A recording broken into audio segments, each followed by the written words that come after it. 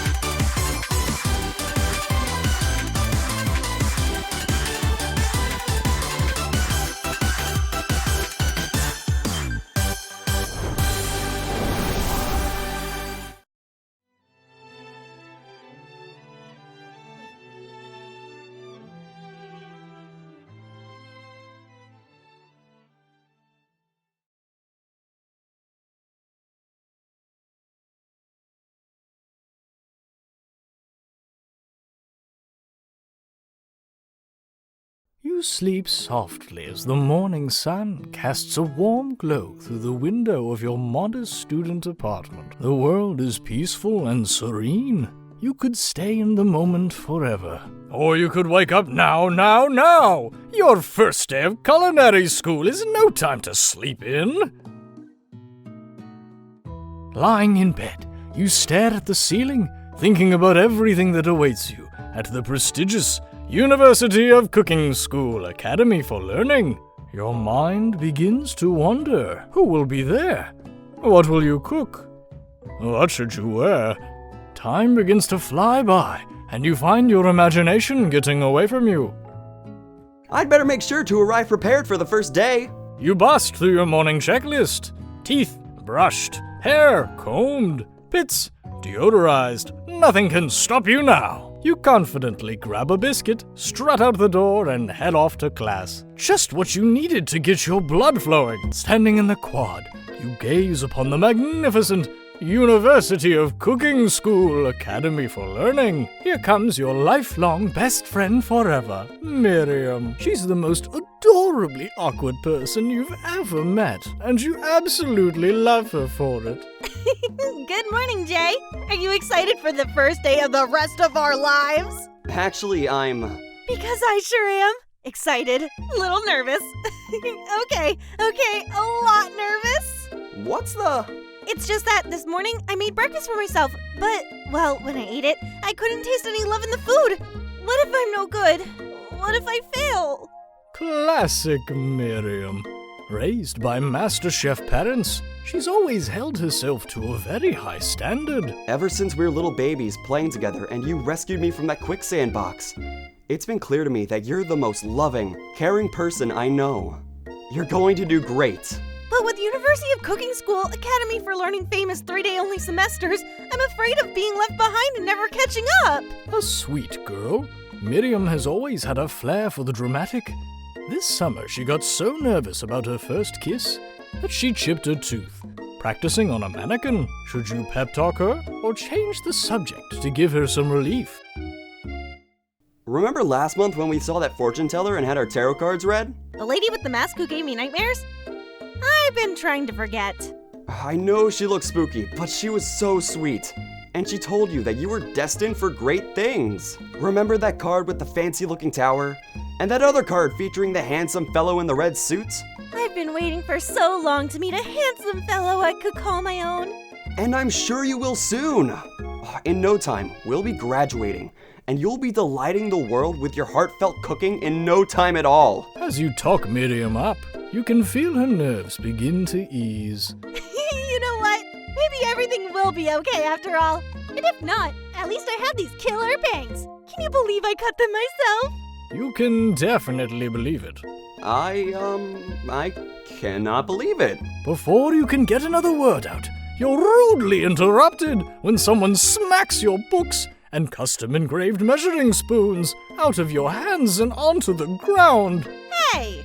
It's Aeshleigh, your arch-rival. She's totally evil, but you can't help but be filled with jealousy. She can get anything she wants and she knows it. Hello, Aeshleigh. Oh, I didn't see you there, chicken shins. You leave Jay's shins alone. They are perfectly normal shins. You can't stand Aeshleigh. Even her name is annoying. You know for a fact that it's actually Aeshleigh, but she had to add extra letters to make herself feel better than everyone. If anyone here knows what perfect shins look like, it's us. We're not going to let you or your really weird insults get to us. Across the quad, you see Aeshleigh's best friend, Van the Man-Man, has stopped to look at his own reflection in the mirror. His pants are so tight, you can see him casually working out his glutes while he styles his hair. No lie, they're rockin' glutes. Ahem! Van. You rang. You've never been sure what their arrangement is, but as long as you've known them, Aeshleigh and Van have been just as close as you and Miriam, but substantially more devious. I can't believe that University of Cooking School, Academy of Learning would ever allow people like you to attend as students. I know, right? You'd think they just hand us our diplomas now. Or maybe hire us on as professors. You amateurs could learn a lot from us. With the first day of school about to start, there's just not time to properly tell these two off, so you resist the urge. Let's go, Miriam. See you later, losers. As you approach the door, you see a goofy-looking kid pushing hard against the window directly next to it. Oopsies, I think it's broken. You reach forward and easily pull the door open. That should do the trick. I love you! I think you mean thank you. My name is Pop. I was named after my Pop. He's old. Could someone like this also be a student at the school? He must be one heck of a chef. Also, his name tag clearly says Bob, but I guess he's reading it upside down. Hi, Pop. I'm Jay. So, are you going to make me hold this door all day? Nope. And with that, the young man walks into the building ahead of you. Is it just me, or is he kinda cute? I think it's just you. You both shrug your shoulders before following him into the building. You stand at the edge of the room, unsure where to sit. Other students wander in and keep themselves busy chit-chatting. A scruffy-looking pooch takes his place at a podium at the front of the class. Adorable. Now, quiet down, everyone. Who is this unreasonably cute pup, and why is he in our culinary class? You must be Sprinkles, head instructor and CEO of UCSAL. Please, call me Professor Dog. I may be cute and little and fluffy, but I still demand respect. Woof. What? A cute dog is our professor? This is the best school ever! I guess only a dog's nose is capable of picking up all the nuances of fine dining. Out of nowhere, wind begins to rush around you as a swirl of cherry blossom petals fill the air inside the classroom. I'm chilly. Somebody close the window. And then he walks in. You're immediately swept up in the aura of this new student and his remarkable goatee. Who knew anyone could be so handsome? Time stands still. It's him. It's... If it isn't my favorite student, Holland. Colonel Sanders interrupts Sprinkles. Sorry, Professor Dog, before he can finish his sentence. Please, call me Colonel. Colonel Sanders. A hushed murmur rolls through the classroom as Colonel Sanders walks down the aisle of desks. Suddenly the room is sweltering. Sweat begins to bead across your brow. You feel like everyone is looking at you. And you're not entirely wrong. And this over here must be Sweaty Sweats-a-Lot. Maybe we should open that window back up before Faucet Pits melts into a puddle and evaporates entirely. Hold on just a second. Nobody talks to my friend like that. You two both know my name. We were in the same kindergarten class. And what is with all your really weird insults? Besides, when Jay sweats, it's not gross. It's beautiful. Look at that shimmer. It's a good thing you didn't forget about that deodorant this morning. This classroom is hot, hot, hot. Professor Dog steps in to settle the class down and set some ground rules. Welcome to the University of Cooking School, Academy of Learning, the greatest culinary academy in the world. The birthplace of culinary legends past, present, and future. Many challenges await you. There will be tears, there will be blood, there might even be really adorable tiny food. And when all is said and done, there will be a battle. You will lift your sporks and compete in the broom cooking arena. Just then, another student enters the classroom and interrupts the professor's rousing speech. Hi guys, sorry I'm late. I hope everyone had a good summer. I really missed— Quiet! Late to class is bad enough, but interrupting my monologue? You're on the fast track out of here, young man. Are you sure you're even in the right place? Don't you recognize me? This is my 3rd year in this school with you as my teacher. Everyone stares at him blankly. Does no one remember me? You're expelled if you utter one more word before I finish. Let that be a lesson to you students that tardiness is unacceptable. Even Clank made it here on time, rolling halfway across town on his tiny wheels. You turn to see the student Sprinkles is referencing, who appears to be some sort of industrial kitchen appliance. The class bursts into laughter. Oh, Clank, you rascal. Sprinkles walks in the classroom as everyone stands in silent obedience. When he gets to you, he lifts his nose into the air and takes a deep sniff. Your diet is lacking. Based on what I'm picking up here, you definitely need a multivitamin. You should be taking better care of yourself. You've never had a talking dog as a teacher before, but Sprinkles' reputation for being smart but tough is well known. You decide to try and butter him up by giving him a treat from your pocket. But what kind? You reach beneath your apron and return with a chicken snack in your hand. Sprinkles' eyes go wide as he locks onto it. His favorite. Well, well, well. I think there might be some competition for new star student. The furry professor immediately devours the snack, leaving your hand slick with a coating of warm doggy drool. You see the other students eyeing you jealously, but pay no mind to them. If they wanted to succeed in life, they should have learned the importance of carrying a range of dog treat flavors on them at all times. Settle down, young chefs. Take your seats and prepare to have your minds open to the amazing possibilities of culinary creation. As everyone rushes to claim their favorite seats, you're left standing at the front of the room. Only 2 options remain. Hey, Jay! There's still a seat here. It seems that no one has claimed this seat next to me. If you're interested. 2 good options, but which will you choose? You move to take your seat by Colonel Sanders. It appears he brought no books, pens, or pencils.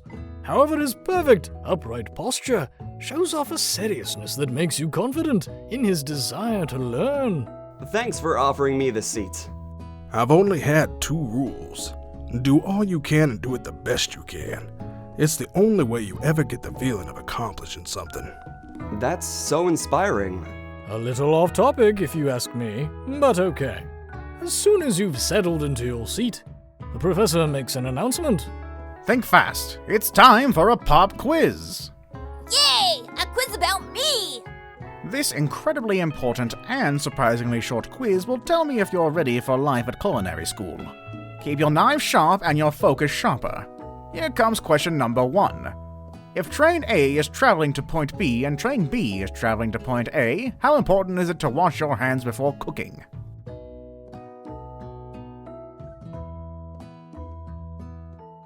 That's right. Forest is to tree, as chicken is to...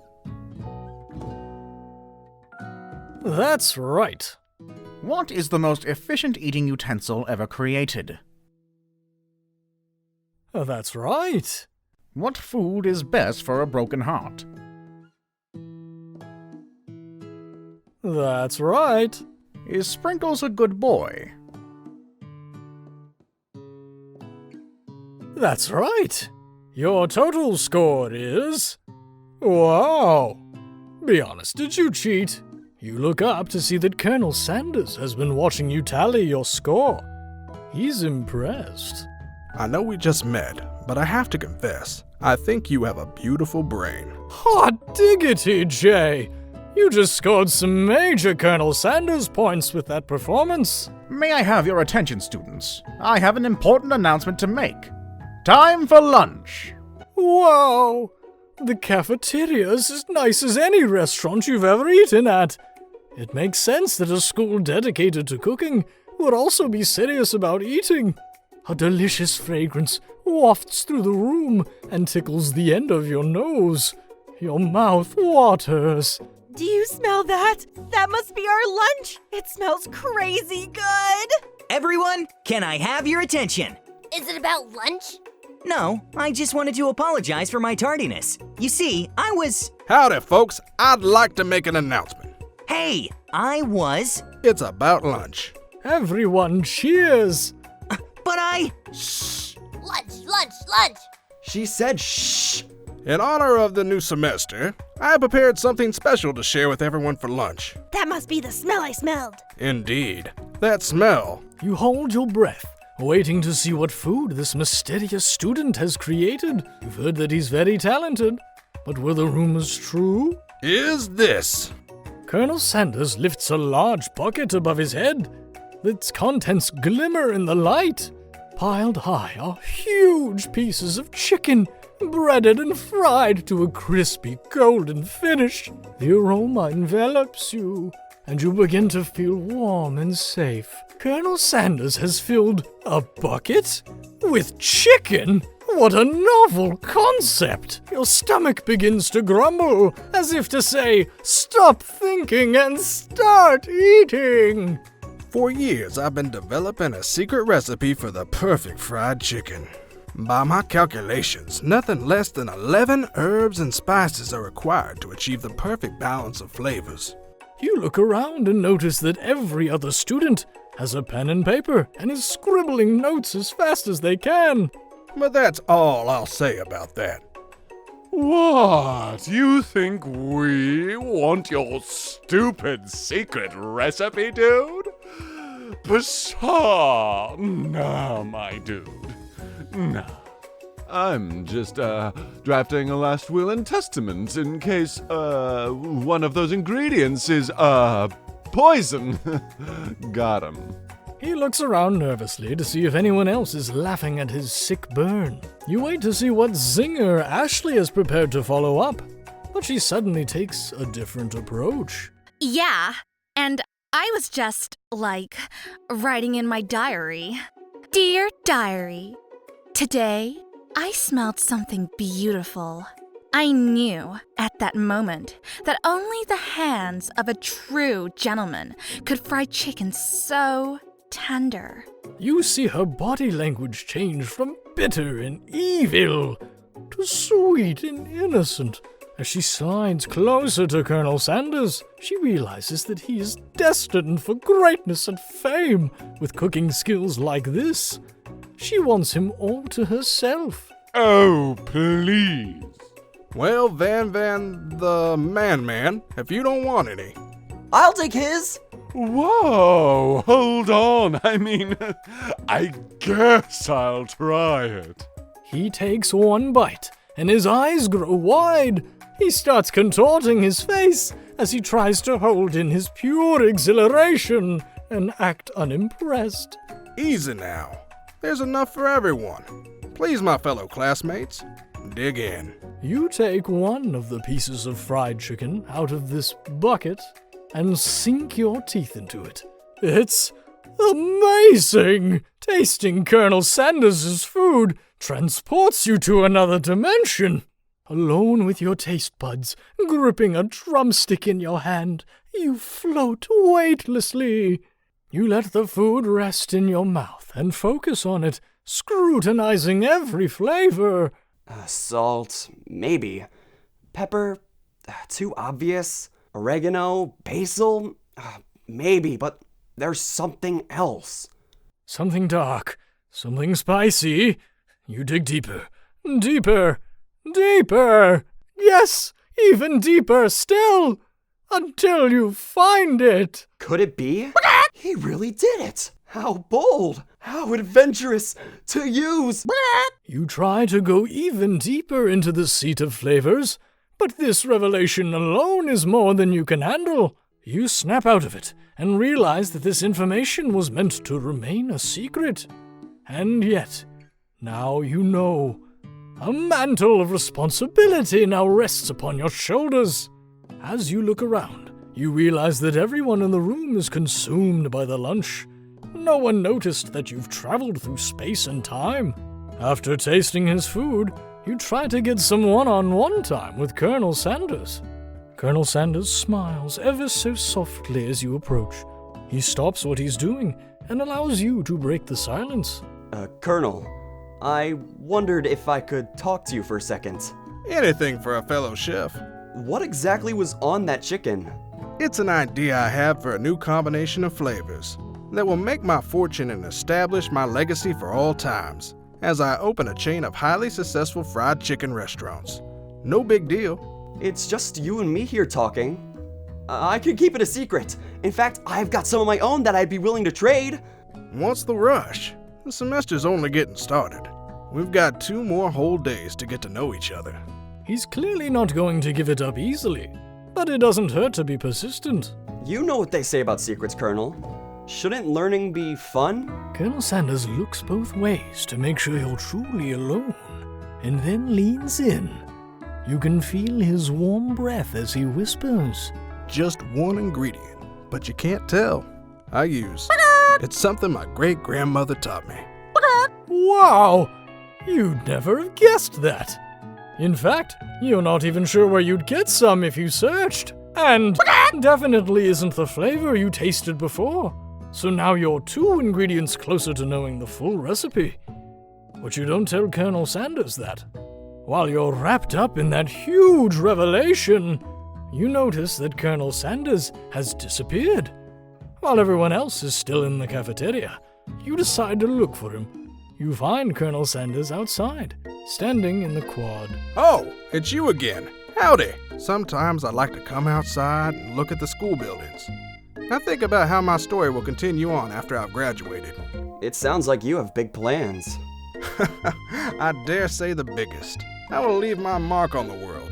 You can bet on that. Alone together for the first time, you figure now is the perfect moment to show your personality to him. Well, I just wanted to tell you that I really enjoyed your food. Now you've got his attention. The flavors were complex, but comforting. The interplay between salty, savory, and peppery. It was perfect. I appreciate the compliment, Jay. I'm sure you'll be a big success. I know we only met today, but I'm starting to get the same feeling about you. We should head back inside. The next lesson will start soon. You step into the massive cooking arena, where the afternoon lesson will take place. Each student gets an oven and all the tools and ingredients they could need. Look at this place! It's magnificent! Finally, we get to show our stuff! Wait a second. Oh no! We have to show our stuff! What if I totally blow it? You're not going to blow anything. Except maybe kisses to the crowds of fans you're going to earn with your signature adorable tiny food creations. Welcome, students, to the cooking arena. For today's lesson, we'll be cooking with partners. Hurry up and pair off. Naturally, Miriam looks over at you. But unable to control yourself, you pounce on Colonel Sanders. Hey, Colonel, would you like to tackle this lesson as a team? A team of 2, that is. Me and you, if that wasn't clear. You want to be my partner? Sure, Jay. I'll prepare our station. Without you as a partner, Miriam is left standing all alone. 2 different students quickly take notice. Hello, new partner. Oh my! 2 potential partners? I'm so sorry, gentlemen, but I don't know who to choose. It looks like you'll have to pick for her. Friend duties can be a little awkward, but that's the price you pay for not being alone forever. Who do you want to ask to be Miriam's partner? Sorry, Pop, but I think Miriam will be partnering with Clank today. It's okay. I already ate. It's not entirely clear if Pop has any idea what the point of school even is at this juncture. Clank is clearly excited to have some attention. He heats up and begins to roll back and forth. Hold on there, fella. We don't even know the assignment yet. Technically, Clank might not have a face, but there's something charming and earnest about him. Tissue? I hardly know you. Clank judders, and a panel shakes loose. You get the impression that this is a sign of affection. Looks like you two will be fine. Now it's time to focus on your own cooking classwork. All right, you two. For today's lesson, we're going to keep it simple. Pick a basic dish and divide up the steps. No chef is an island. It takes 2 flints to make a fire. You get the idea. Which dish do you suggest to your partner, Colonel Sanders?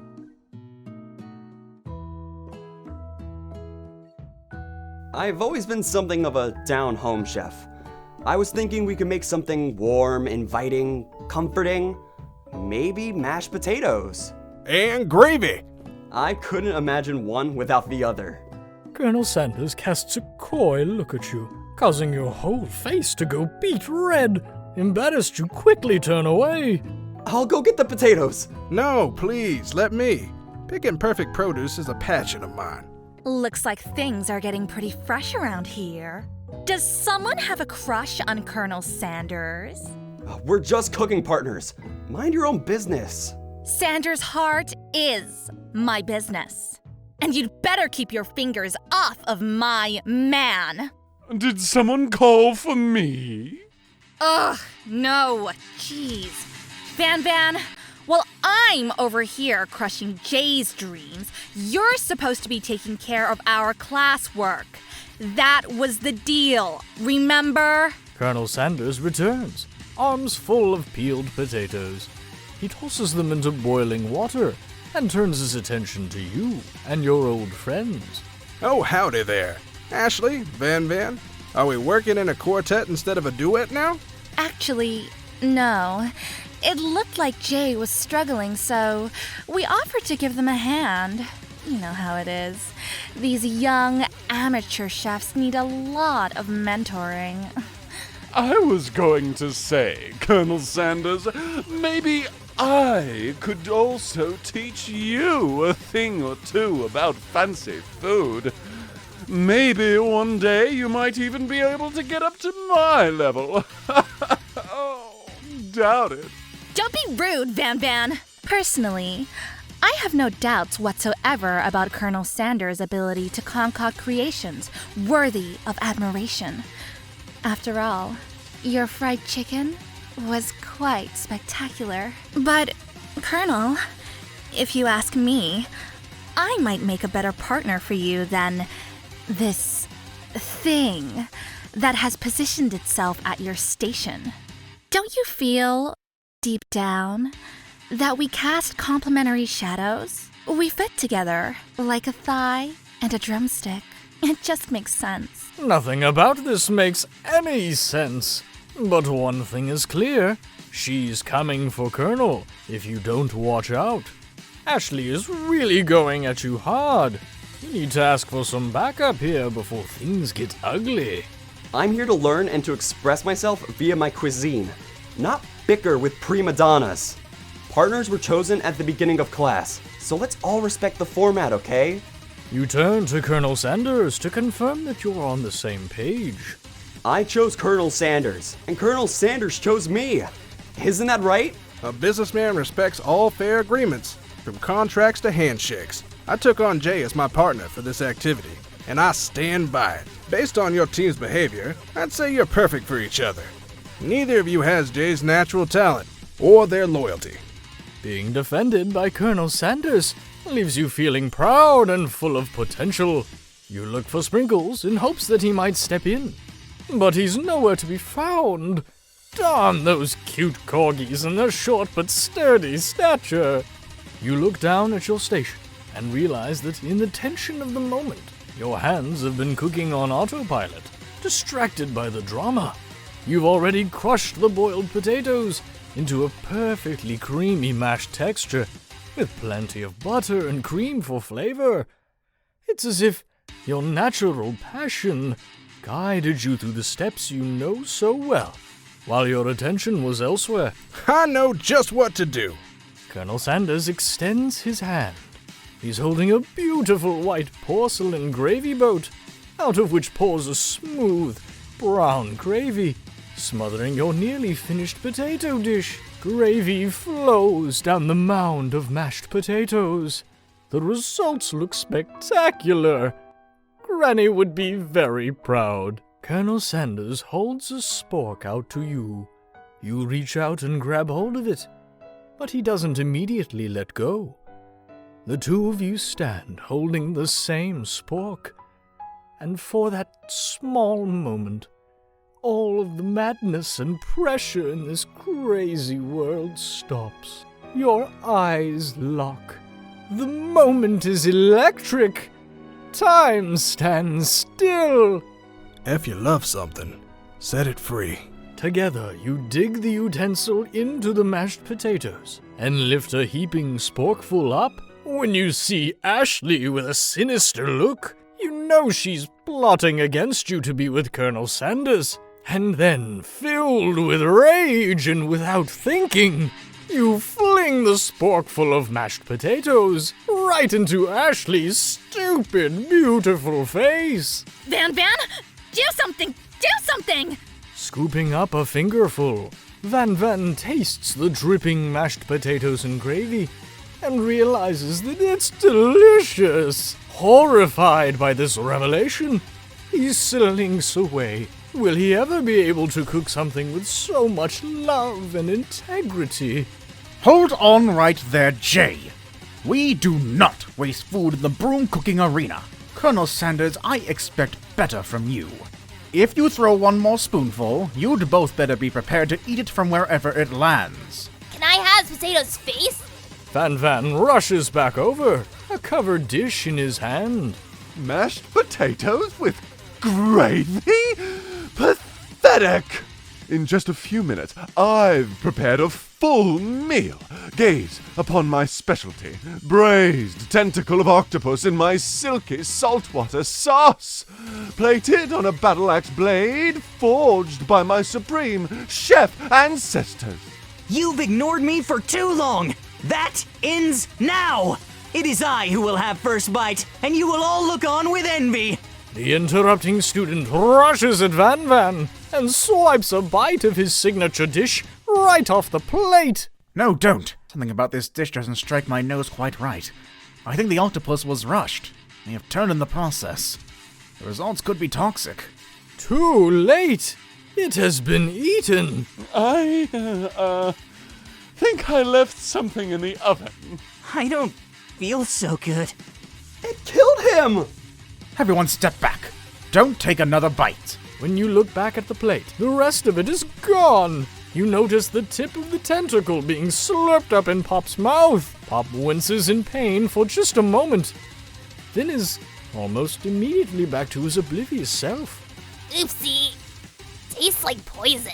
The entire class has gathered to watch Pop's final moments. Shock has frozen the whole crowd. They're as motionless as statues. The class bell rings, disrupting the moment and snapping everyone back to reality. It would appear that Pop's enthusiasm for trying new things, despite obvious danger, has inoculated him against poisons of all kinds. I'm not sure the professors here make enough money. Hello? I just turned into a ghost over here! Seeing that you're shaken up by that really annoying student and all his nonsense, Colonel Sanders approaches you. I'm sorry you had to go through that. Please, let me walk you home. What? Like, for real? Oh, come on! You follow Colonel Sanders out of the room. At night, the school building has taken on another vibe entirely. It's dark, and more than a little spooky. Colonel Sanders stands in the quad's neon glow and speaks softly. Those mashed potatoes you made in class today. Before you go on, I want you to know they're not a great representation of my skills. I didn't even realize I was making them. They were amazing.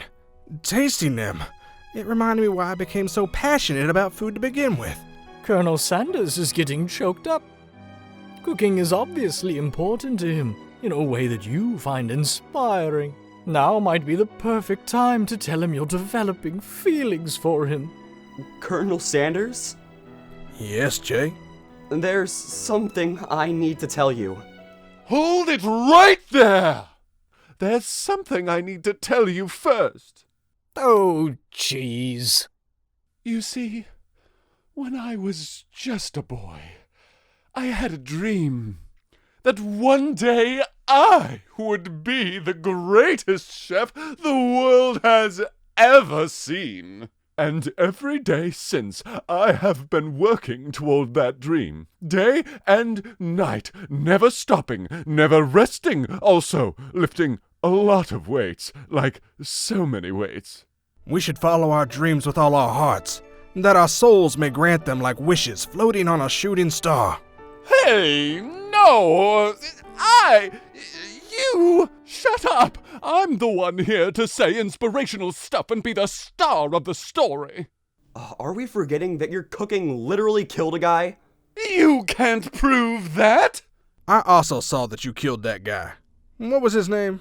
Somewhere in the distance, you hear a long, sad sigh. Forget him. We're talking about me. Me. I'm the hero! The Spork monster is here to fight a hero! I think I left the fridge door open. Later, nerds! How dare you threaten me? Just as I was letting my guard down and connecting with another chef on an emotional level. Be afraid! Be very afraid of me, because I'm a monster. See? Is he rhyming on purpose, or is that just a coincidence? But before you can discuss syntax any further, it's a turn-based fight sequence. What will you do? You decide to defend. Which defense will you choose? You close your eyes tight, but then open one just enough to squint and see the Spork monster across the battlefield. For some reason, this makes you feel more prepared for what comes next. Spork monster goes on the attack. They spit hot gravy at you. You take 1 damage. A fat lot of good that defense did. You decide to defend. Which defense will you use? You think about that feeling you get after having a good meal, where you're so full and happy that nothing can get you down. Like food in your belly, just the thought warms you and you grow stronger. Spork Monster is really feeling emboldened by your lack of attacks. Spork Monster focuses their mashed mind and draws in energy from Mother Earth itself. They grow larger and more intimidating. How will you respond? You decide to defend. Which defense will you use? You hold your head between your hands and mutter, "This is not happening, this is not happening." Spork Monster is no quitter. Buffed up and ready to rumble. They go on the attack once again. Spork Monster uses Utilitensile. You take 2 damage from the attack. If you take much more damage, you're not going to survive the battle.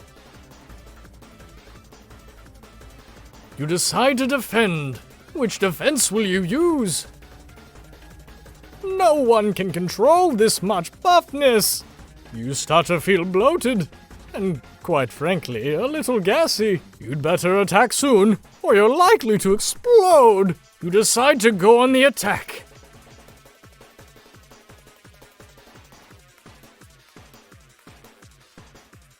Light beams out from your eyes. You have transformed into a being of pure flavor. You spin so quickly that your movements become near invisible as you lash out at the Spork Monster. Rowdy Russet Roundhouse does 8 damage. Spork Monster is oozing cheese sauce onto the lawn of the quad. I wonder who's going to have to clean that up. Feeling vulnerable, Spork Monster prepares for its ultimate attack. Rounded Edge. Vile villain, your reign of terror stops here. Colonel Sanders summons the energy of 1,000 chickens! Pot Pie Power Pinch! Pot Pie Power Pinch does 10 damage! Spork Monster is defeated. You saved me. An injured Spork Monster spews steam into the night. You manage to tamp down your disgust at the sight of this gnarly beast, long enough to realize that he is still a living creature with a pure soul who deserves your pity, not your wrath. Be gone, beast! And don't you dare come back for a follow-up encounter tomorrow. I won't forget this, and I certainly won't be back, like you said. The Spork Monster scuttles off into the night. The defeated monster left behind a special item. It appears at first to be a cookbook, but upon closer inspection, it's so much more. It's a book of magic spells, with a golden chicken on the cover. You open the cover and find a library card tucked inside. The last name to have signed it out is Borko. Borko. That name sounds strangely familiar. Your blood is pumping as you stand in the quiet of the night, holding the mysterious book in your hands. As you come down from your battle buzz, you realize that your final attack has left you completely depleted. The world around you begins to fade away, without any energy to keep your eyes open. Darkness overtakes you. The image of Colonel Sanders flashes before your eyes as you fall asleep. He must have helped you get home. In your tired state, you don't know if you could have made it without him. What a guy! You want to thank him, but you don't have the strength to utter a single word. You feel your covers being pulled up over you as you're tucked in tightly. Good night, my Colonel. In your dream, you're together with Colonel Sanders. For some reason, Sprinkles is also there, instructing. Your love dreams are weird.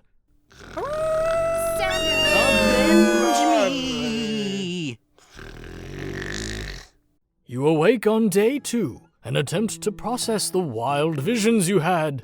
Were they memories? Or premonitions?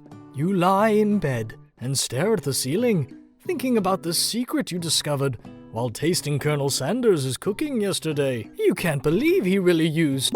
And then there was that secret ingredient that Colonel Sanders went ahead and told you outright. Not much of a secret, huh? It's probably just because he already trusts you so much. Sure, that makes sense. We'll go with that. You meet up with your bestie in front of the school. Before you can tell her about the encounter with the Spork monster, she launches into a story of her own. Okay, I know this might sound a little strange, but I think I might be, I think I might like Clank. Like him? Like? I know, it sounds like it's moving too fast, but there's something about him. I like him. Like him. We got to talking after class, and he's actually a totally sweet guy. Not only that, but he's really smart. He told me all kinds of stories about Colonel Sanders. Did you know that Colonel Sanders was the most popular kid in his high school? No, but that does make complete sense. Yeah, but he was so popular that he was voted prom king at a school he didn't even go to. And he was also the convertible that he himself rode in the front of the homecoming parade. I'm thinking maybe something got lost in pressure cooker language translation there. Either way, maybe it'd be best if you took it slow with this new boy, like I am with Colonel Sanders. You and Colonel Sanders, the coolest guy in school? Most famous student to ever attend University of Cooking School Academy for Learning? You're a thing now? We definitely connected yesterday. Sure you did. You're great. Why wouldn't he be into you, I guess? Laughing at the implication that you and Colonel Sanders might be a thing is definitely not cool. You are great. You have an idea about how to prove that your love is real. Well, if he's not into me, why did he tell me one of his secret ingredients? However, you don't tell her that you know a secret ingredient too, which you discovered on your own. Your bestie's eyes light up. A secret ingredient? Yeah, I just said that. A secret ingredient. Is there a dramatic echo in here? Miriam checks to make sure you're alone before continuing.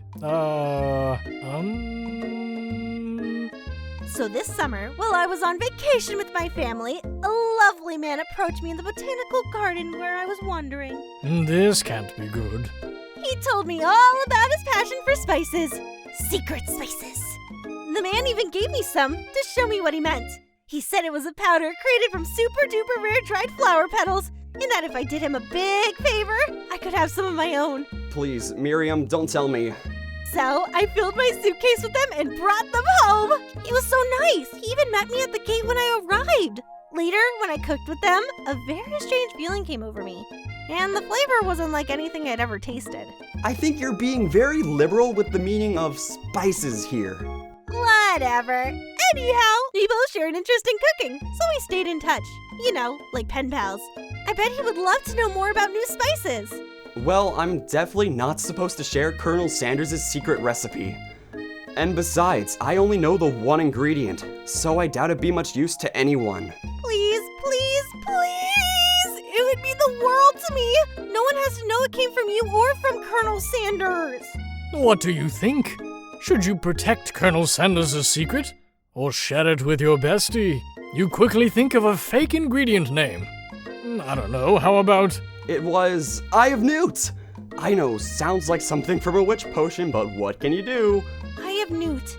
Wow! Her eyes light up imagining such a thing, and you figure that you've satisfied her curiosity, and she'll move on. However, she immediately turns around and does some thumb typing on her phone that you can't quite see.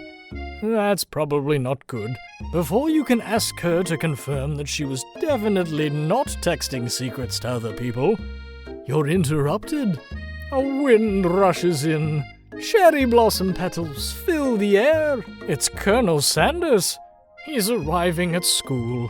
You decide that the best way to show Miriam how serious you and Colonel Sanders are would be to run to him. Surely he'll sweep you up onto the back of his stallion, and you'll ride away together. That'll show her good. Oh, Colonel, my Colonel! However, your sudden movements surprise the horse, and it rears up, kicking you directly in the face. The force of the blow completely knocks you out cold. In the darkness, you see a vision. Ooh, Jay, I am here to deliver you a message. Not this guy. It is important that you remember this exactly as I say it. If you forget, the world could end, so you know it's serious. I have been trapped in a realm beyond, but a great prophecy relies on my return. Only you can save me. All you need to do is repeat my name 3 times. And that name is... But before he can continue, you suddenly awake. Aw, jeez. You awake to find Colonel Sanders tending to you. He roused you back to life with a satchel of secret spices. Or is that just his natural seasoned musk? Maybe he shouldn't be riding a horse to school. And maybe you shouldn't be running up to animals you don't know. It's hard to say who's in the wrong here. But one thing is for sure. That Colonel Sanders is pretty dreamy. That horse has beautiful shoes. I could really feel how smooth and sturdy they were when they were pressing into my face. That's nice to hear. No one truly appreciates good craftsmanship anymore. And with that, Colonel Sanders disappears into the school, leaving you and Miriam to follow. When you enter the classroom, you can see your 2 rivals, Aeshleigh and Van, are doing something bad. By the way they're hiding, you know it must be really bad. Like counterfeiting recipes bad. Experimenting with restricted ingredients bad. Summoning a demon bad? You try and get a peek over Van's hulking shoulder, but he sees you coming. Whoa there, little one. I'm not sure you're ready to handle this. Why don't you make like a bee and mind your own wax, honey? You sit near the rivals, but leave your back turned to them. You even hear Van mutter something that sounds a bit like a magic spell. However, he notices you eavesdropping. You try and cover your tracks and improvise an excuse. It's time for class, and you're distracting the rest of us who want to learn.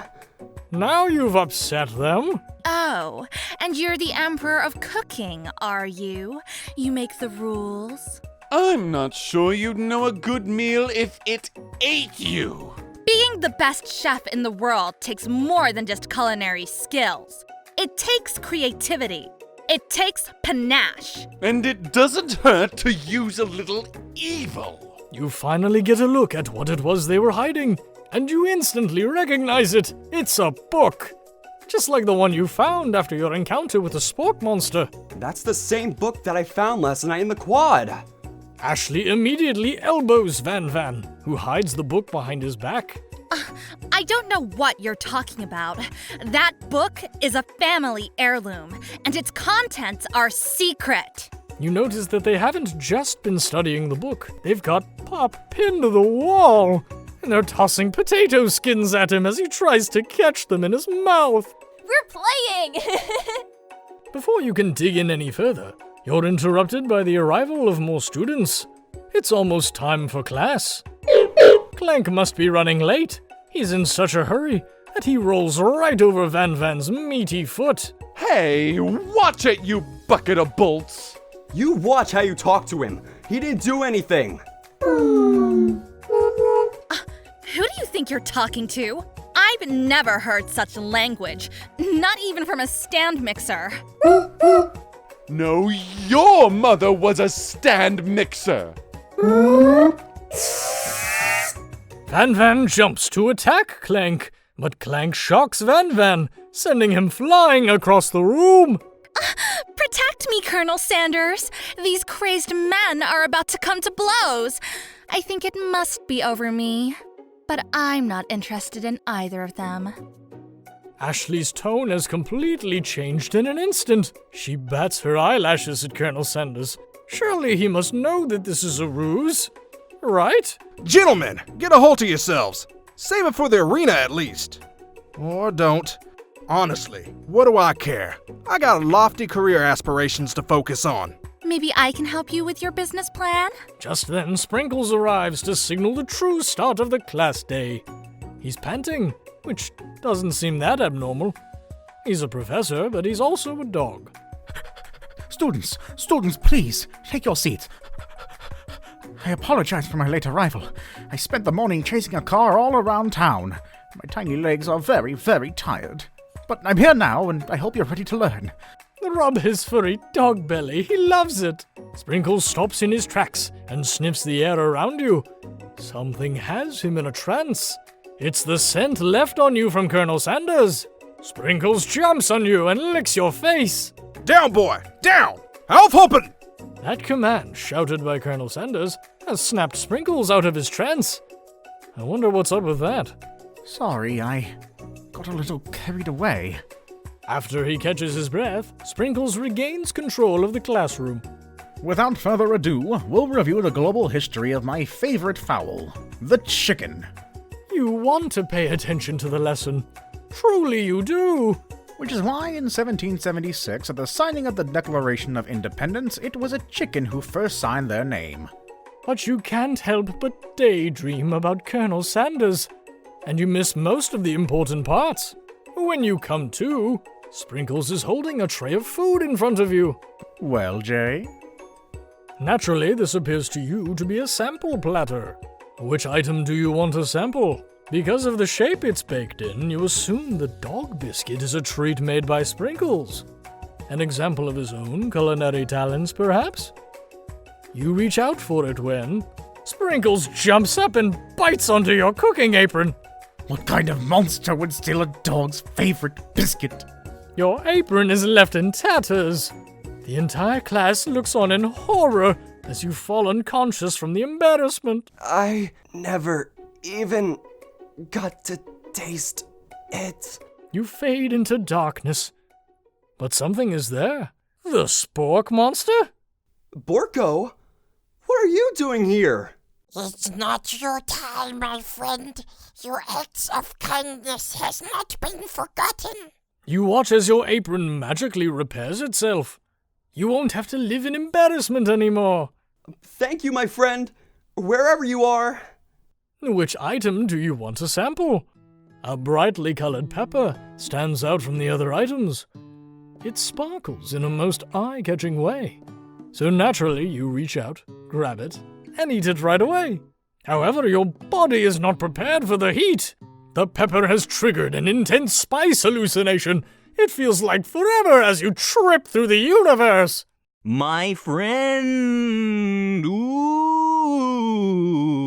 This guy again. I'm here to give you an important message. Ooh. You must avenge my death and fulfill your destiny. All you must do is... I was saying, to fulfill your destiny, all you must do is... Sorry. I think I still got some spice stuck in my throat. It's fine. I'll work through. To fulfill the prophecy, you must... You feel yourself begin to regain consciousness. Oh, man. You come to and find everyone is staring at you. That pepper was the last of its kind on Earth, and now it's gone forever. You think to yourself, geez, I should pay better attention. We all make mistakes. I'm sure he'll forgive you. Someday. Come on, it's time for lunch. Before anyone can relax, the cafeteria lights dim, and your rivals enter to make a dramatic announcement. Today's lunch will be prepared Via timed competitive cook-off. The level of theatrics with these two is off the charts. A bit of lunchtime competition, huh? Count me in! If I have to wipe the tables with you fools before I set my lunch down on it, then so be it!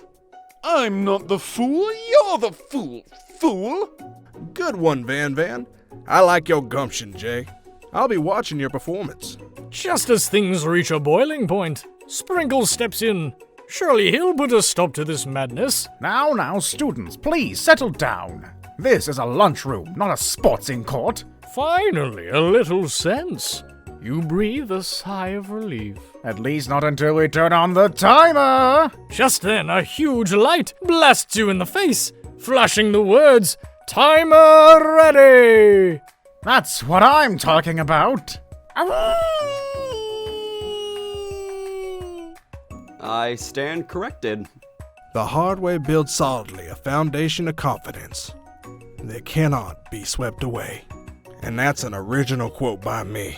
In case anyone was wondering, I hope its message lifts you to victory. Like a diamond, I was formed under pressure, and now is my chance to shine. I will defeat you myself. You had his chicken, and you made mashed potatoes and gravy on day 1, and you're feeling like you can really impress him again here. It's time to boil some water for the potatoes. Think fast.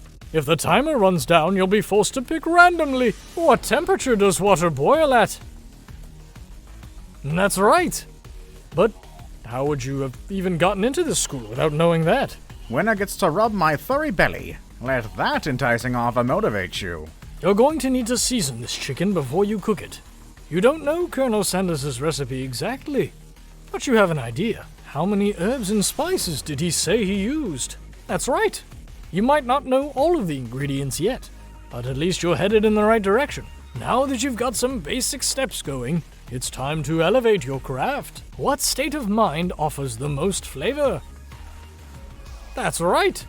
You might never take this opportunity for granted if you hope to succeed. Your classmates are rooting for you, but Aeshleigh is simply stronger and faster than you. You'd better pick up the pace if you want to survive. When you were a child, your father told you to never forget where you came from.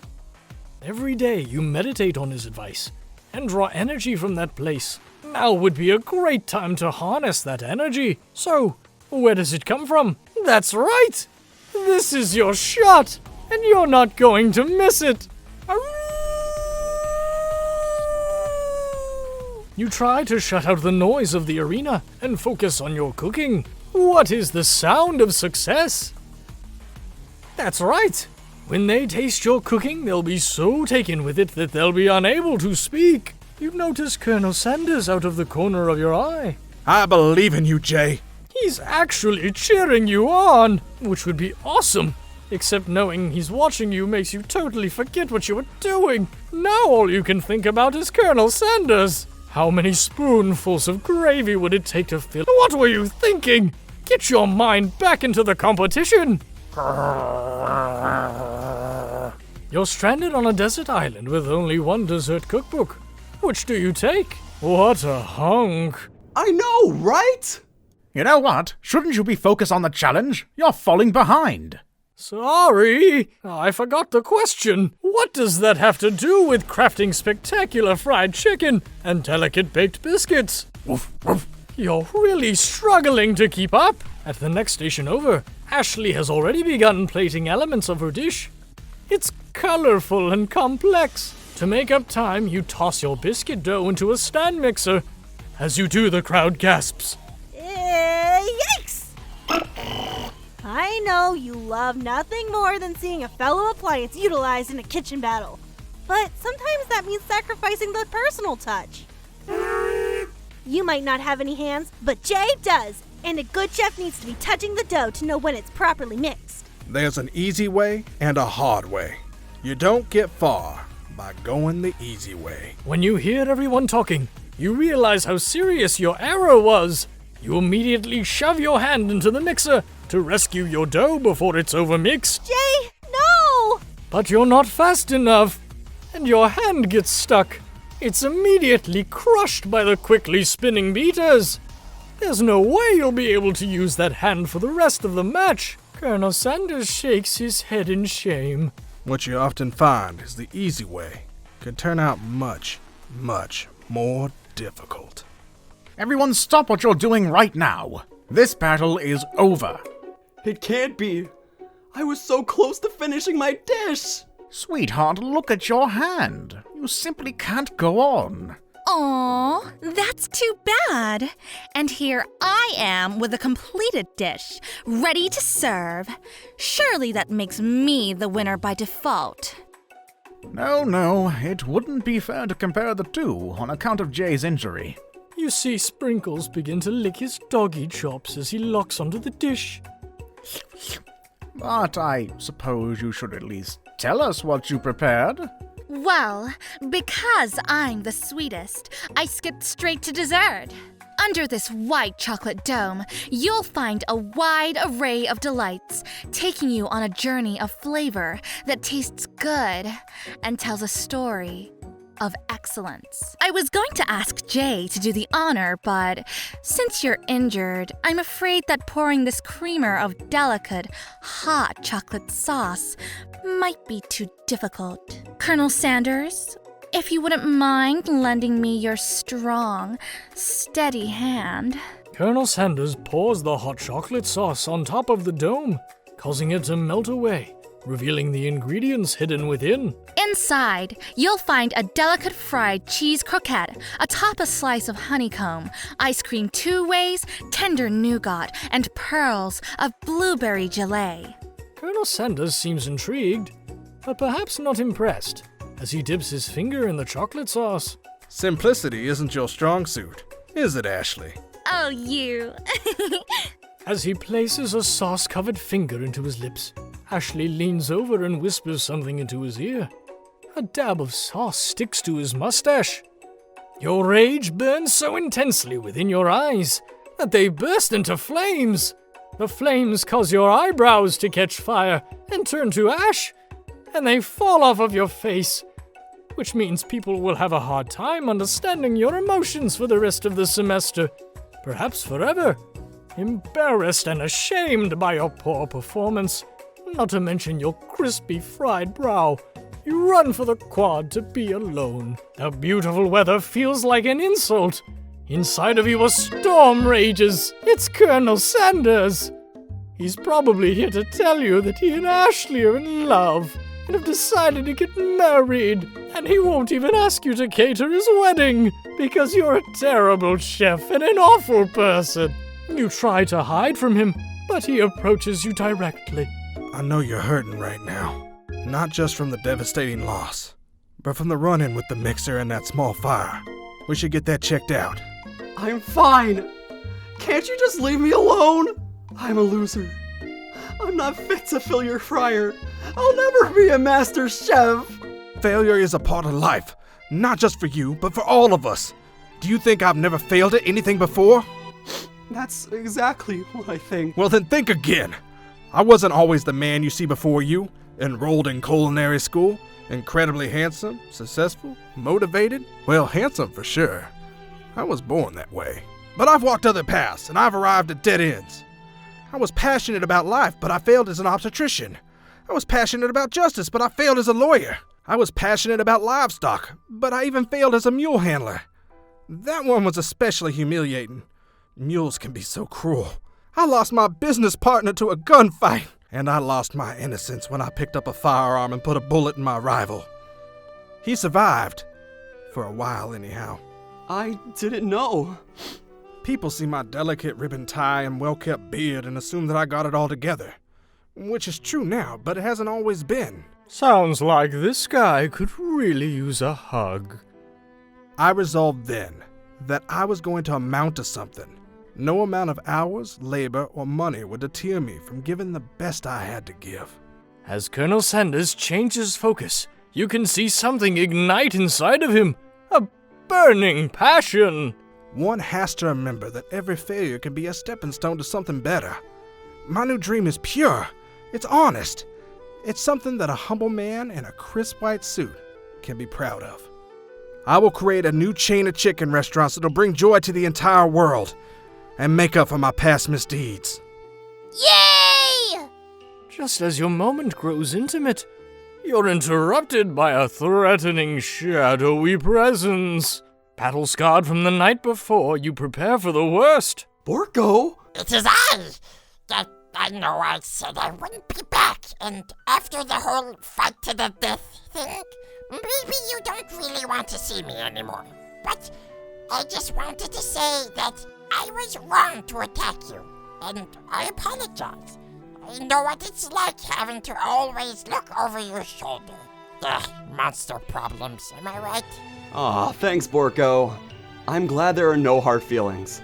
Getting jumped by a giant creature in the dark of night can really rile up a person. I also want to apologize for the way I switched right into attack mode. I know that you're strong, and cooking school can put a person under a lot of stress. I actually used to go to this school. I wasn't always a Spork monster, you see. I don't believe it. You were human once? Well, no. I was a golden retriever, but I was still a student. Until one day, some mean kids with a magic spellbook cast a dark enchantment on me, and I was forever transformed. A magic spellbook? Precisely! I had procured a copy for myself, but somewhere along the way, I've lost it. If you find such a book, I beg of you, respect it. You're a powerful chef and shouldn't rely on such dark and evil magic. No, you should be protecting the innocent from those who would cheat them through sorcery and guile. If you need me, don't fear. I will be there. It sounds like there's some bad cooks in the kitchen of life. Jay, together I'm sure we can defeat them. Come back to my hideaway, and we can discuss. A personal invite? You can't imagine what Colonel Sanders' home must be like. But it sounds like you're about to find out. Stepping inside Sanders' home, surrounded by his things, you start to feel a special bond with him. It looks like you live such an exciting life, Colonel Sanders. Every day can be an adventure if you approach it with the right attitude. Long ago, I made the decision to never stop searching, never stop working, never stop imagining. Have you been working on any new recipes of your own lately? I'm always excited to talk about food with another ambitious chef. Well, there is something. It's just a side dish that I've been tinkering with, trying to find the right balance between flavors and textures. I'm not sure I've nailed it yet, but I'm close. Colonel Sanders' eyes perk up as he starts to wonder what dish you might be describing. It's meant to pair with something spicy or something crispy. Both, perhaps. Now you've got him right where you want him. Should you reveal your new creation to him, or keep it a secret? Just for you. You decide that you're as ready as you'll ever be to share your original cooking with Colonel Sanders. Before you can talk yourself out of it, you decide to dive in headfirst. You reach into your lunch bag for a special dish that you've been keeping on ice all day. I present to you my original coleslaw. The shredded cabbage dish glistens in the light of Colonel Sanders' luxe hideaway. Magnificent! Together you chow down on the creamy slaw until just a spoonful remains in the bowl. Do you mind if I hold on to this last bite? I'd like to have it around so I can admire its taste later and think back to this moment. You could offer to make him more, but he seems like a very sentimental kind of guy. Sure, why not? Please make yourself comfortable. I'll be back in just a moment. You realize that now would be the perfect time to do some snooping. Around the room are various items that you can look closer at. Each item seems to radiate memories and emotions. Tap on an item to discover more about the Colonel.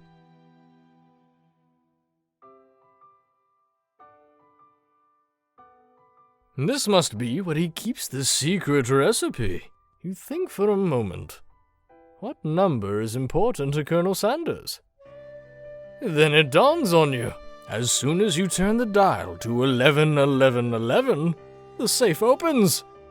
Inside it, you find a single note. Tap on an item to discover more about the Colonel.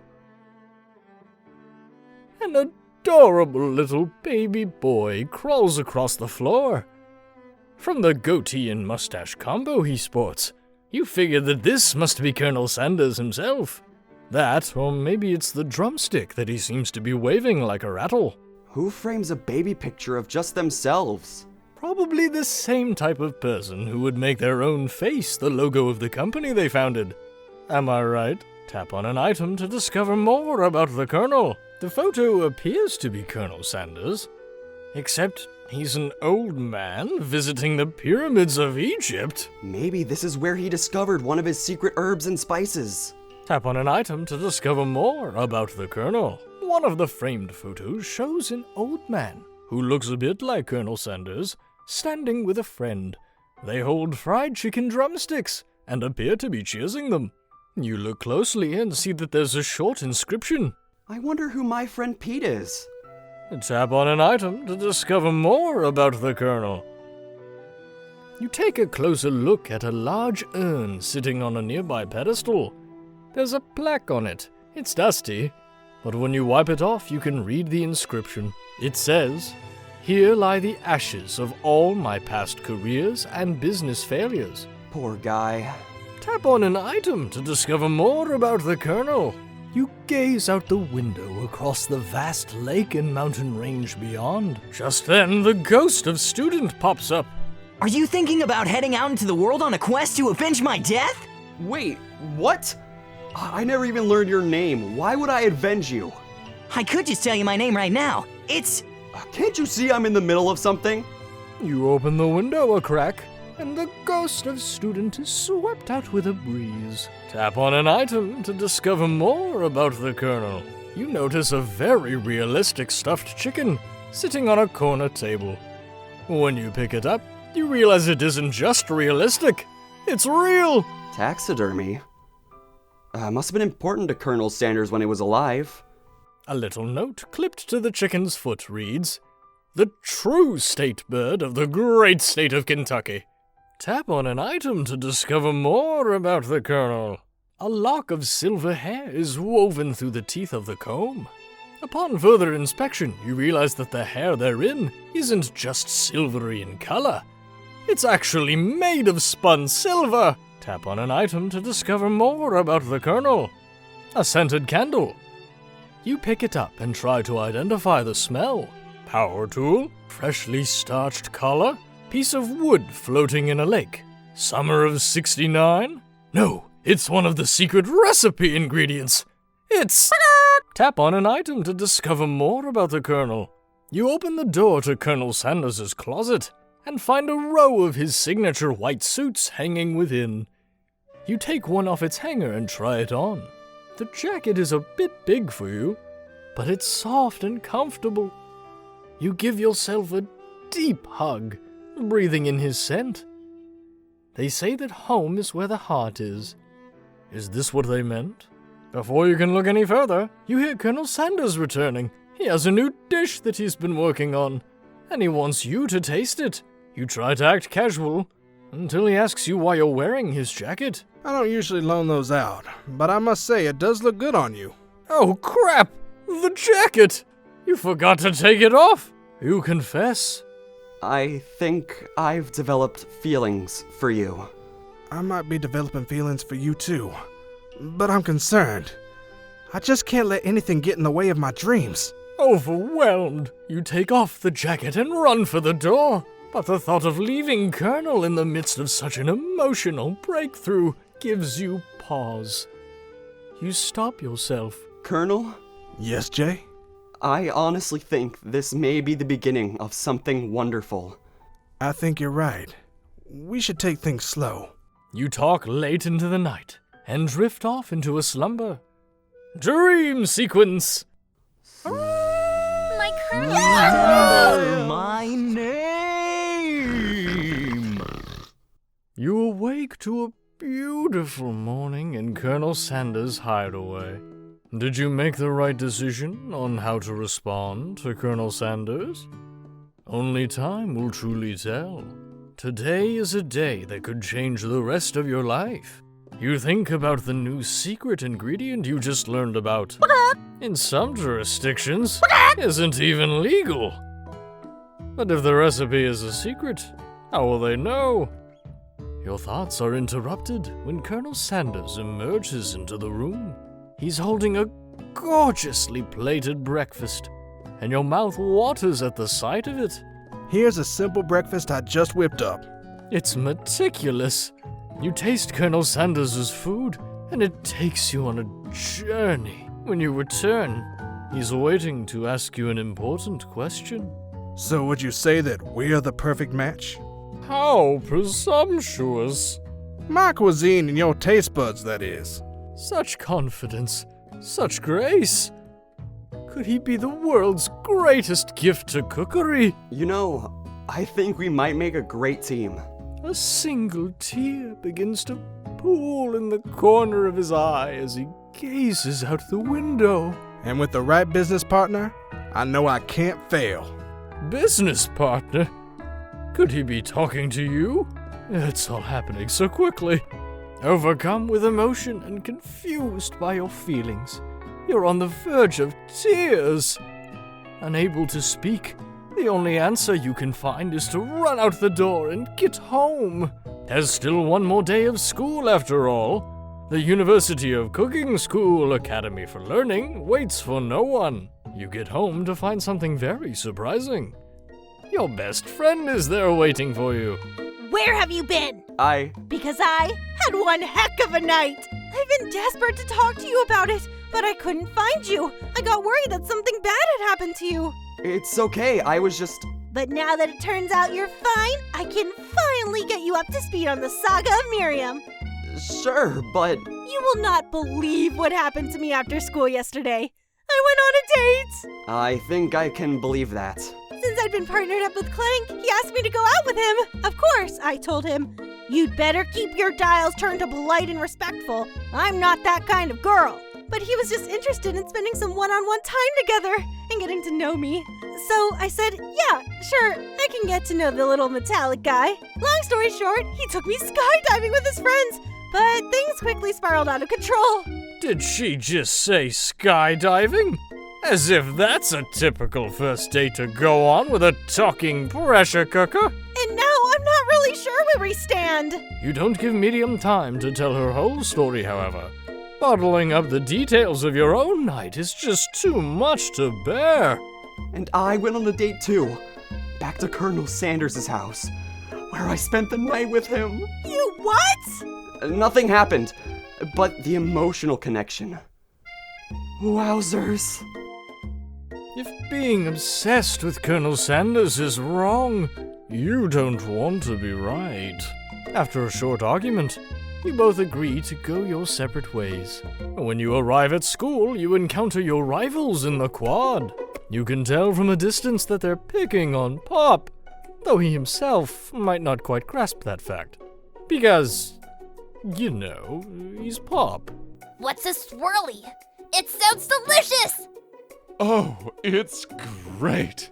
I'll order you one up right away. I'll have my swirlies with sprinkles, please. Sprinkles is a dog and a tree. You can get your swirly dipped too.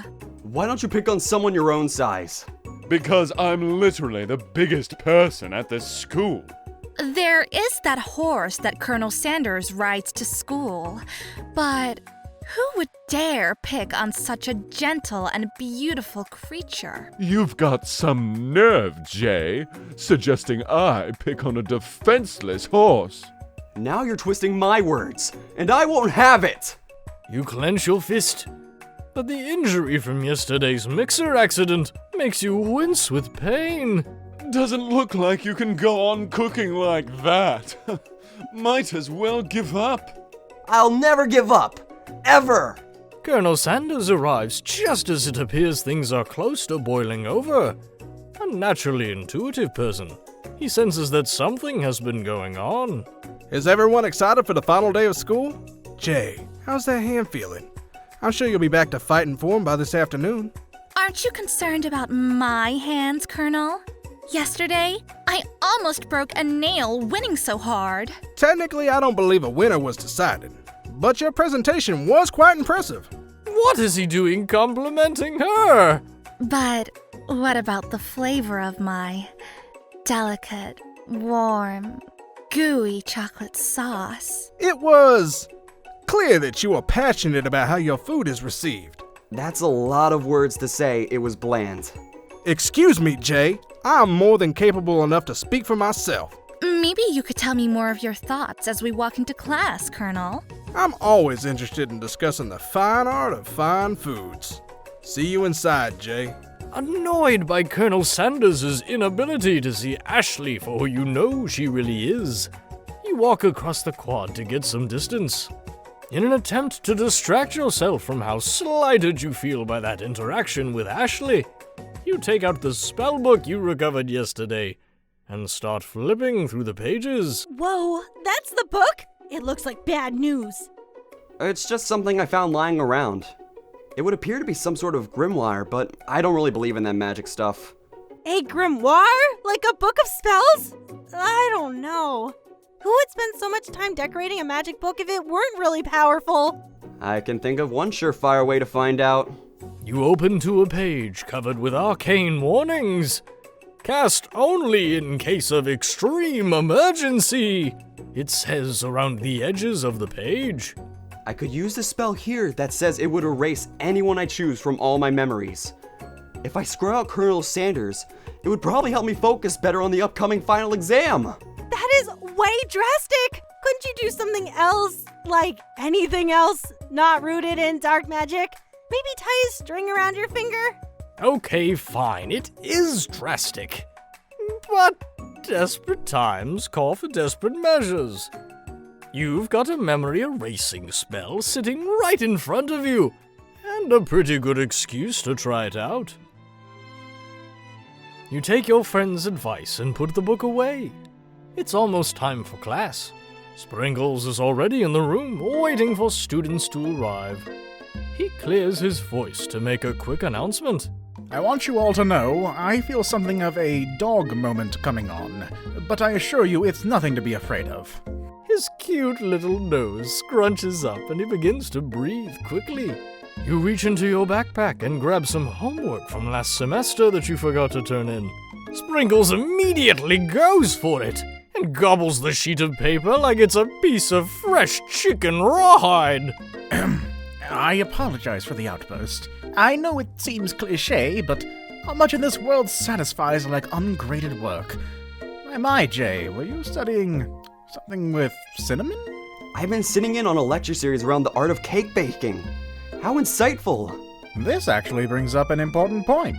Thank you, Jay, for reminding me to dole out this indispensable bit of wisdom. You see... Before he can go any further, Miriam's love drama spills over into the class. I told you to save it after class! You think I wanted to be thrown from a plane strapped to a stranger? Miriam and Clank appear to be arguing, but you still haven't learned to speak Clank's language of mechanical noises. But no, you had to show up to your cool kid friends, Jeff and Joan. J and J forever. Let's just form a triangle in midair as we descend. Triangles are the strongest shape, don't you know? Yeah, well, that doesn't make it a great date. Then take Jeff and Joan with you. You can all hold hands as you pedal down the mountain or off a cliff for all I care. Clank begins to shudder. Steam pours out of the gaps in his panels. And then a loud ding stops him in his tracks. No amount of seasoning is going to make me want to eat that Clank. Clank burps out a completely deep-fried sneaker. Considering that he himself has wheels, not feet, it's not entirely clear where it came from. In terms of deep-fried footwear, I guess it looks okay. Clank slowly rolls out of the room to be alone with his shoe. Everyone tries to pretend like they didn't see that entire thing go down. Nothing like a loud public breakup to cast a pall over the final day of school. Well, that was unfortunate. But we mustn't be distracted from what lies ahead. The final competition showdown challenge exam. I'm still working on the title, but I think you get it. Test time approaches. See you all in the arena. But before you can think about your upcoming competition, there's a very beautiful soul nearby in need of a pep talk. Hey, Miriam? Are you okay? Okay! I'm so mad I could smash a tiny mug, spilling several droplets of hot cocoa around the floor. How could he embarrass me in front of the class like that? In front of everyone! Her tiny cocoa is a delicious treasure, so you know that this breakup is no joke, even if the source of her frustration is such a silly boy. I know that you know this, but I'm going to say it out loud. You don't need anyone. Me and you. We're going to cruise through this final test and hit the carpool lane to Success City. Miriam brightens up, imagining the wind rushing through her short bangs. But she hesitates to embrace the feeling all the way. You're not gonna saddle up on Colonel Sanders' stallion and ride off into the sunset without me? Of course not. Well, maybe, sort of, but I'm sure there's a pony out there with your name on it, and a ranch big enough for both of us and whoever else we want to bring along. If it's not Pop or Clank, or anyone else you meet today, tomorrow, or this whole year, so what? You're a special person who wouldn't settle for the first someone to show a little interest anyhow. Miriam gives you a big hug and wipes the tears from her cheeks. I should really review my menu for today. I'm going to make a very special soup. And I bet that Professor Dog is gonna love it up. While you were pep-talking Miriam, you completely missed lunch. But that's okay, because you had a better idea of how to spend the time before your exam. You've decided to head to the arena early to practice a dish. This is it, the location of your final challenge. A test of will, a test of courage, a test of talent, and a chance to beat the pants off of Van, the supposed man, and his eviler counterpart, Aeshleigh. As planned, you begin to run through a quick test of a recipe you've been working on. Jay's famous chicken pot pie. After practicing for months, making this dish comes second nature to you, and you're able to quickly get a fresh pot pie in the oven. But as soon as you do, your cram session is interrupted by Colonel Sanders. Jay, what are you doing here? There's still time before the final exam. Oh, just taking it all in. I'm big into visualizing success. And I'm looking at my station and picturing victory. The pot pie has begun to bake, and the smell is slowly filling the space around you. Visualizing, huh? That's too bad. I was hoping you were here cooking something delicious. You'd usually happily share your food with anyone who's hungry, but the last time you let Colonel Sanders get in your head, it cost you a cook-off. You decide that it's time to put your cooking above your romantic desire, but that decision gets hard to stick to when the oven timer goes off behind you. Okay, you got me. I'm doing a little bit more than visualizing. I know. My nose can smell a pot pie from 400 yards. That's an oddly specific distance, but you'd expect nothing less from such an oddly specific man. You knew it was a pot pie just from the smell? Not just a pot pie, but a chicken pot pie with an all butter crust. And my nose is telling me something else. Oh no, is it burning? No, I can smell that it was made with a heaping helping of TLC. But it'll probably start burning any second if you don't pull it out. The moment of truth. Wow. It's the best pot pie I've ever tasted. I've always loved country cooking, and I could eat this all day. There's no time left. The final showdown is about to begin. Sprinkles lays down the ground rules. There are no rules. That is except to cook with everything you've got. You step up for the cook-off of a lifetime. You decide that mac and cheese, plus the pot pie you've been practicing, are just the dishes that'll push you over the edge of victory. Meanwhile, both Van and Aeshleigh are prepping wildly elaborate dishes.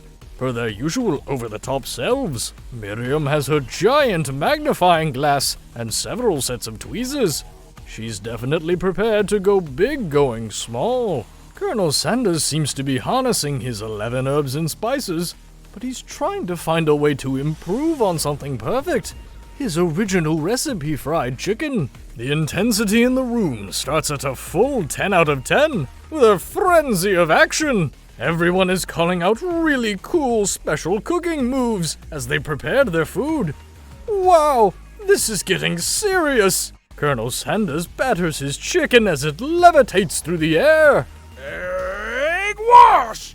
Miriam furiously injects ingredients into an itty-bitty pot of broth. Best red baster blaster! Van flexes his pectorals as he chops open a sea urchin. Let's rock and roid! Aeshleigh scoops her pastries off the tray with lightning speed. Shallow personality spatula. Even Clank gets in on it. 5-dial pressure point chicken cooking technique. Wait, when did Clank learn to speak English? It's the singularity, as was foretold. We mustn't let it happen, or the appliance uprising will take us all! Self-destruct. Van quickly unplugs Clank and rolls him out the back door of the arena. As you frantically prepare your dish, you notice Aeshleigh has her spellbook out. Is she going to use some dark magic to turn the tide? You've got a book of your own, and you're desperate not to see her win another battle. Should you take this opportunity to fight magic with magic, even if it's almost certainly evil magic? Who needs magic when you've got passion? I'm going to do it the hard way. Colonel Sanders sees that you've chosen to win on your own terms, and he gives you a subtle wink from across the room. I believe in you, Jay. Miriam notices too. And I've always believed in you, Jay, since we were little kids, because I'm your best friend forever. You turn to notice that Miriam is at your station cheering for you. Miriam, what about your dish? If you're here cheering, who is cooking? Tiny food, short cook time. I'm actually already done, so I thought I'd help you. Oh, that's sweet, but... Miriam tosses a handful of spices directly into your boiling noodles. It's the secret ingredient. However, she doesn't know that you lied, and the ingredient was made up. And where in the world did she get Eye of Newt from? The boiling pot explodes, sending Miriam flying backwards. The watery noodles begin to swirl in the air, bubbling up into a dark cloud that thickens and congeals before your very eyes. It is I, Steef, the Spork monster. Steef? Wait, what happened to Borko? You're not here to battle me, are you? We Spork monsters are many.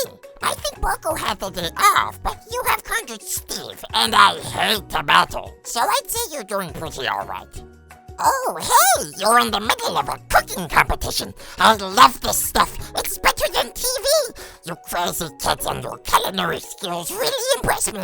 Mind if I hang out? I'm sorry, Steef, but I'm kind of in the middle of something. Do you mind?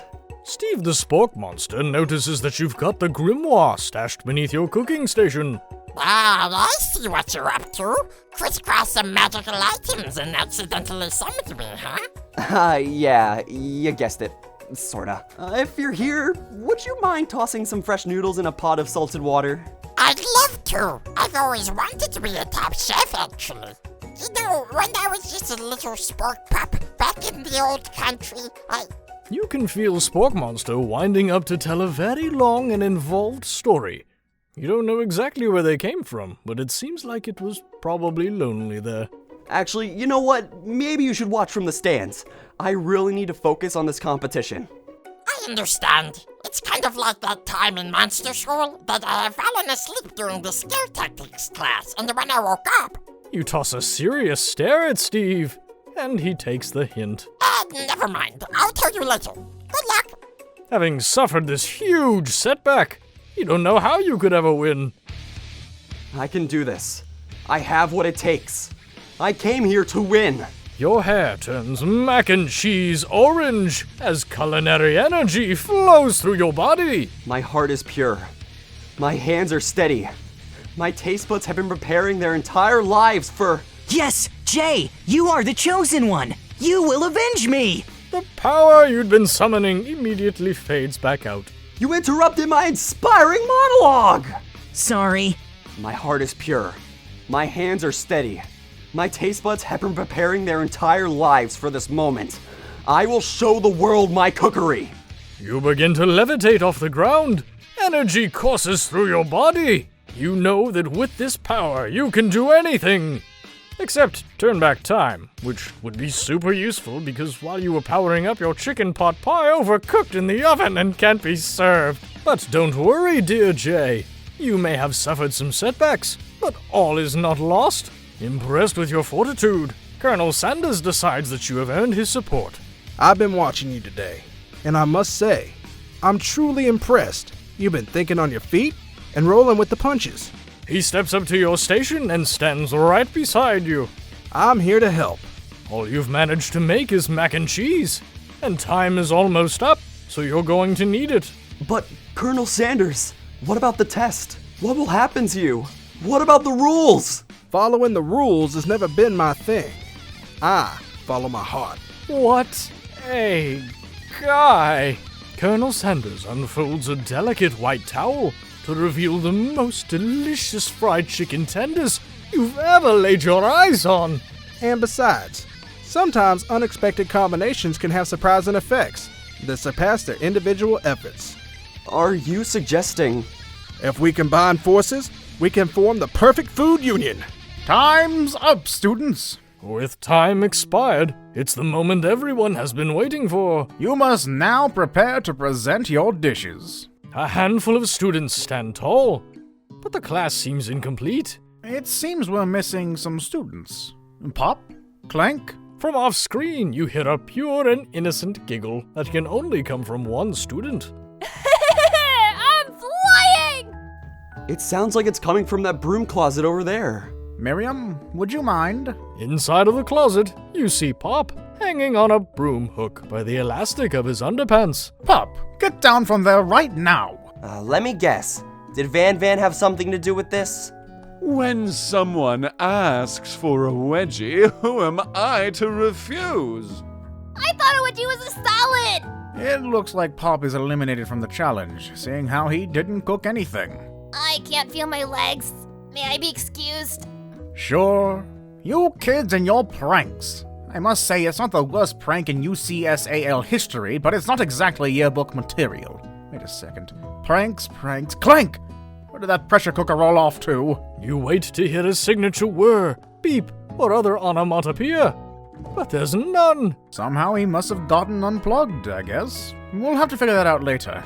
That leaves only 4 remaining students. Please collect your final projects. Yes, it has been a long semester. Wow, 3 whole days long. But after days of hard work, the time has come for me to eat. Miriam, please step forward. Now, describe your dish. I've made tender udon noodles and savory soup. My word! It's so delicate. Is that a teeny tiny Naruto maki I spy afloat in this itsy bitsy bowl? Yes, Chef. Please, call me Sprinkles. Chef is my father's name. Yes, Sprinkles, and some green tea made from baby tea leaves that I picked myself. Sprinkles carefully sniffs around the dish before opening his mouth and letting just the tip of his pink dog tongue dip into the bowl. Sublime! Would anyone else like a taste? Oh, come on, I'm not one of those dogs who doesn't floss. I even have a really cute electric toothbrush for dogs. Fine, I'll enjoy it all by myself. And in a flash, the entire meal has been devoured. Not that it took much. It was less than a thimble's worth of soup. A+. Rarely do I taste a dish with as much love poured into it as yours. Miriam is overjoyed. She gives you a huge hug. Thank you, Jay, for helping me to believe in myself. Van, you're up. Now describe your dish. I made uni over a smooth egg custard in an axe-hewn urchin shell topped with caviar. Did you skewer one type of urchin with spines from a second different colored type of urchin? Yes, Sprinkles. A bit much, don't you think? That's exactly why I did it. A bit much is kind of my brand. Doesn't it look cool? Sprinkles leans in to sniff the uni, but he can't get his nose close on account of all the spikes. He begins to paw at it erratically, causing the custard to slosh around. Woof, woof. Please be gentle with my cuisine. Finally, Sprinkles goes all in, tongue first, but he can't get past all the needles. He reels back as his tongue is poked and prodded. Ouch! My tongue! Professor appears to be having an allergic reaction to the sting. I can't eat this. It keeps poking my tongue. Disqualified. A stunning turn of events. Who would have thought that serving food in a bowl made out of needles could make it difficult to eat? Dejected, Van does not go gentle into the night. Disqualified? For glamour? Don't discount simplicity. This isn't the last you've heard of me. Before forcing us to endure his swollen tongue for another moment, Sprinkles graciously laps up a bowl of milk. I know. Yeah, I'm a dog and I drink milk. Get over it. Sometimes it helps calm my agitated tongue. Next student. Aeshleigh, it's time to step up. Now, describe your dish. I made orange blossom Turkish delight in a light rosewater syrup, topped with French meringue and connected by sugar glass. That actually doesn't sound too bad. Indeed, it's quite delightful. However, I'd ask that you please refrain from eating it or attempting to taste it in any way. It's very fragile and meant to be a display piece. Don't eat the food? At a cooking school? Got toast in your ears or something, Jay? I told you, it's a display piece. Aeshleigh, I must say it is beautiful. However, this is a cooking competition at a cooking school. Yeah, which is why I cooked it and did an extremely good job cooking it too. I didn't realize that we were having an eating exam. If I wanted to be judged on eating, I'd go to the College of Eating. School for the hungry. I suppose you could smell it if you absolutely insisted. But don't breathe too hard. You might disrupt the sugar spiral. If the food cannot be eaten, it cannot be judged. You are disqualified. Rage overtakes Aeshleigh, and she finally cannot keep her two-faced routine up. You wouldn't know high-end cuisine if it cooked you! And with that, Aeshleigh storms off to rededicate herself to being the best, but this time without being shackled by trying to be fake nice and liked by everyone. This isn't the last you've heard of me, either! If this class gets much smaller, I'll be teaching myself. You and Colonel Sanders, the final cooks, step up together. 2 chefs? What began as a bowl of delicious mac and cheese has become something else. He examines it closely, sniffing and eyeing the bowl. Uh-oh. I don't have a good feeling about this. From somewhere in the room, a literal drum roll plays. Just when I thought I've seen everything in this kitchen, you give me this thing that completely blow me away. In my 49 dog years of life, I have never tasted anything so delicious and perfectly balanced. It's so delicious, in fact, that everyone passes the class. You pass, and you pass, and you get a pass. Everyone gathers around and partakes of the mac and cheese bowl. They all seem to transcend this reality into another dimension. You win! Together, you and Colonel Sanders have made a new menu item.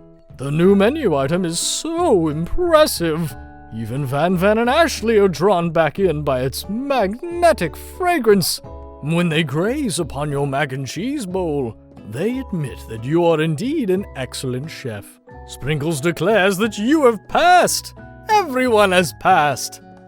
There were supposed to be more battles, but come on, how could they be better than this one? Now that the school year is complete and everyone has graduated, the students return for one last assignment: to get their groove on. The cafeteria has been completely redecorated in order to serve as the site of the school's graduation dance. Compared to the massive high-tech cooking arena, the humble decor seems downright cute and cozy. DJ Dog is in the house! You knew that Sprinkles was a master chef, but also a world-renowned turntablist? Who says you can teach an old dog new tricks? Van and Aeshleigh tell everyone that they've committed themselves to righting the wrongs they did while they were the villains. For a moment, you actually believe them. Not another haunting. No ghosts allowed at graduation. It's clearly written in the school's bylaws. I was never actually a ghost. It was all a trick to get you to finally notice me. Oh, amusing. And now that everyone is together... It's the Spork monster. He has totally mellowed out. Everyone, the Spork monster is no more. From here out, I prefer that everyone refer to me by my new name, Party Monster. Student tries to finish what he had to say, but everyone is too wrapped up talking to Party Monster. Dejected, student walks off. Maybe things didn't work out for Miriam romantically, but she found the love in her cooking. And you know she's gonna do great. A red carpet rolls out across the floor of the ballroom. It's like a Hollywood movie premiere. Who could command such an entrance? It's Pop. He's arrived late to the dance, but apparently for good reason. Walking the carpet, you see perched atop his dirty chef's hat a crown! Welcome back, Pop. I know you weren't able to complete the final exam and accept your diploma, so we had it mailed directly to your father. We figured it was the least we could do for the school's dean. Oh, now I get it. And we get a new wing on the school. Not to mention the honor of educating the son of the chancellor of such and such. The music at the dance is interrupted by the sound of sparking and electrical hissing. It's Clank, who has arrived late to the dance. Now that I have graduated, I can reveal my truth. Whoa, he's still doing the talking thing. I am Clank, and I am not of this earth. I am actually from a faraway planet in another dimension. What? What? I actually feel like I knew it the whole time. Now that I have learned the ways of your kind, I must return. Miriam, will you come with me? I don't know what to say. Besides, no! Obviously, I have just begun to learn who I really am. This really isn't the time for me to devote my life to figuring out who you are, Clank. You're blown away by Miriam's maturity. It's pretty clear she's managed to surpass you in that regard. I understand. Kind of. Humans are weird. A portal opens up, and Clank disappears through it. Finally, Colonel Sanders arrives. Howdy, classmates. Just like the first day you met him, he's come prepared to feed the entire class. However, it's not enough to just give them a bucket of chicken. This time it's a full meal. I didn't get to be the most famous chicken man in the history of chicken and man by not reminding people to go out and buy my chicken. No, it's not the end. As everyone feasts on the delicious chicken dinner, Colonel Sanders finds you sitting at the edge of the dance floor. Colonel Sanders? Yes, Jay? I couldn't help but wonder, was our final exam team-up purely an act of strategy carried out by two cunning chefs? Or was it something more? I'm afraid I can't answer that question directly. Instead, I'd like to ask you a question of my own. May I have this do-si-do? Colonel Sanders extends his hand to you, and you feel a surge of energy jump off the tips of his fingers. His hand. The hand of a master chef. So dedicated to the craft of fine cookery. So tender yet refined. So milky smooth. Fingers like finely battered drumsticks. Turned in flour, soaked in buttermilk and dusted with exotic spices, but they do not reach for tongs, a knife, or even a spork. Tonight they reach for you. And though our feet may tire of dancing, I believe that this is just the beginning of our steps together. Colonel Sanders, Will you not only join me on the dance floor, but in the kitchen as my co-chef and partner, in both business and in life? You gasp! Could it be? Is he really saying? Me and you? Together? Ever since I met you, my dream has changed. It's not enough to simply open the world's greatest chain of fried chicken restaurants. No. Even then, my life would be incomplete without you by my side. So what do you say? Partner? I say, I love you, Colonel Sanders! The for real and wow, that was a life-changing 3 days. Overwhelmed by everything that just happened between you and Colonel Sanders, you step outside to get some air. The quad is dark and quiet. Too quiet. You start to smell something salty, potato-y, gravy. Just then, Spork Monster appears. Hi, Jay. You had some pretty sweet dance moves back there. Why, thank you. You weren't too shabby yourself. That moonwalk you did was pretty cool. Oh, you noticed? I'm so embarrassed. Anyways, I had something to ask you. You see, life as a potato-like creature is difficult. I have no place to call home other than people's nightmares. Oh, I had no idea. I was wondering if I might be able to go home with you permanently. I'll run out and get the paper in the morning and everything. What do you say? My hero! I will forever be in your debt. The end. Seriously though, it really is this time.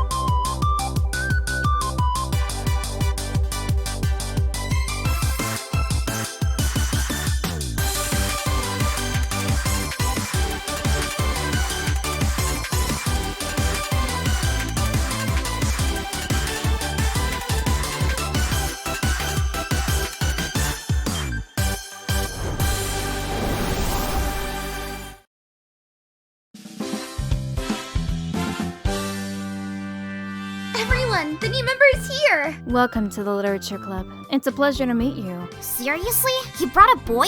Ah, Jay, what a nice surprise!